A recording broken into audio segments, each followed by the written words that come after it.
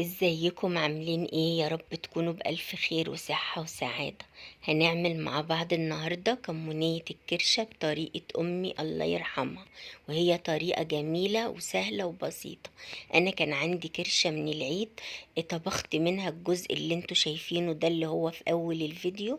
حبيت أحط مقطع منه، وهو كان عبارة عن الجزء اللي هو الاستراند أو المربعات زي ما انتوا شايفين. كان باقي عندي جزء تاني، طلعته بقى كده وجهزته على الطبيخ بعد غسيله بقى وتنظيفه. شايفين بقى كده الجمال والحلاوة. كمونية الكرشة بتتكلم عن نفسها، حاجة كده زي الكتاب ما قال بالظبط. طريقة سهلة وبسيطة، حاجة كده بسم الله ما شاء الله. تعالوا نشوفوا عملنا الجمال والحلاوة دي ازاي. انا كان عندي بقى بقيت الكرشة في الفريزر، طلعتها بقى وغسلتها. هي كانت متشالة مغسولة بس عدت عليها طبعا. طبعا لما فكت بقى كده خدتها وبقى تحت المية الجارية في الحوض زي ما انتوا شايفين. وغسلتها بقى كده الأول بالملح، نزلت بقى كل اللي فيها. بعد كده بدقيق ذرة، بحب أغسل الحاجات دي بدقيق ذرة زي الطيور بالظبط، وزي ما اتعودنا على ايه، على الحاجات دي في بيوت أمهاتنا. وطبعا غسلتها برضو بالليمون، وشطفتها بقى مرة واتنين وتلاتة. بعد كده قطعتها كده التقطيعة اللي انتوا شايفينها، بحيث تكون الحتة على المعلقة. ما نقعدش بقى نكبر التقطيعة ونشد بقى كده واحنا بناكل في القطعة، لا، تخلي القطعة كده على قد المعلقة. صلوا على النبي عليه أفضل الصلاة والسلام. بعد بقى ما شطفتها مرة واتنين وتلاتة وعشرة كمان، سبتها تتصفى كده في المصفى. بعد كده حطيتها في حلة على النار، على نار عالية. وبعدين جبت بقى بصلة كده حلوة، وقطعتها زي ما انتوا شايفين، ودعكتها بفلفل أسمر وشوية ملح بصوت، علشان كده ما تغيبش في السوا. رشة ملح بسيطة. بعد كده على ما تستوي بقى معانا، كان طلعت الحمص ونقيته وبليته، شطفته الأول وبليته، وسبته بقى شوية كده على ايه مسلقه. تعالوا بقى نشوفوا مراحل تشويح الكرشة. الأول كده على نار عالية، تشرب بقى كده المية بتاعتها أو نص ميتها. بعد كده نهدي النار. بعد كده نطفي النار لما تشرب بقى المية خالص، تبقى كده دخلت في عملية السوا. تبقى نص تسوية، تبقى نص تسوية او حسب درجة التسوية اللي انت بتحبيها. وتكون فيها شوية مية، ما تكونش شربتهم قوي يعني، ما تخليهاش ناشفة منك في التشويح.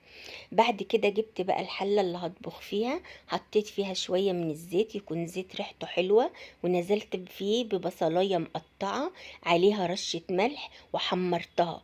شفتوا بقى كده البصلة متحمرة حلو ازاي؟ ولا تعلي عليها النار تشعي فيها وتبقى محروقة منك؟ لا، خلي كده النار متوسطة بحيث ان البصلة تاخد اللون كله موحد، برشة الملح اللي احنا حاطينها. رشة الملح تخلي لك البصلة كلها لونها زي بعضه، مفيش حتة غامقة وحتة فاتحة. بعد كده بقى ناخد بقى الكرشة المتشوحة بمعلقة كده مخرمة، نصفي بقى منها المية بتاعتها، مية التشويح، ونحطها بقى كده على البصلة ونقلب تقليبة.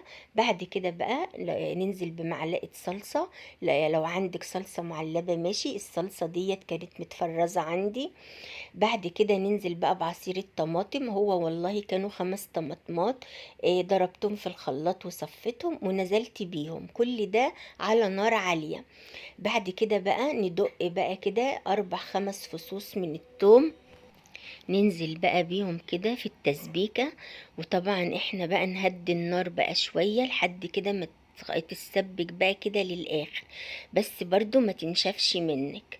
بعد كده بقى نبهر، تحطي بقى البهارات اللي انت متعودة عليها. انا كان عندي توابل تسبيكة من ماجي، بتبقى جميلة كده في التسبيكة وبتبقى ريحتها طبعا حلوة.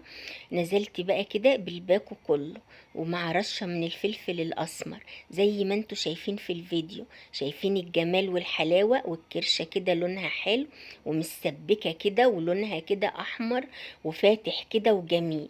بعد كده ننزل بقى كده بشوية مية مغلية، ما تكتريش قوي لأن الكرشة معانا كده دخلت في السوا. اللي تغلي بقى كده غلوتين، نيجي نازلين بالحمص اللي احنا سالقينه. ايه رأيكم بقى في الجمال والحلاوة ديت؟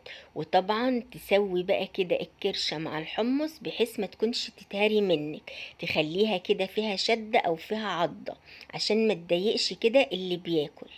وبعد بقى ما ظبطنا كده الملح بتاعها او الحياء بتاعها، عملنا بقى كده شوية رز بشعرية جنبها. في ناس بتحبها بالرز الابيض وانا منهم بصراحة، لكن عندي زوجي بيحب الرز بالشعرية جنبها. فعملت كده، لازم نراضي جميع الاطراف. نحضر بقى الاكل بتاعنا، الكرشة كده وجمالها حاجة كده بسم الله ما شاء الله، تغيير بقى في الاكل وحاجة تفتح النفس. مع بقى شوية الرز او طبق مخلل او اي حاجة عندك يا ست الكل.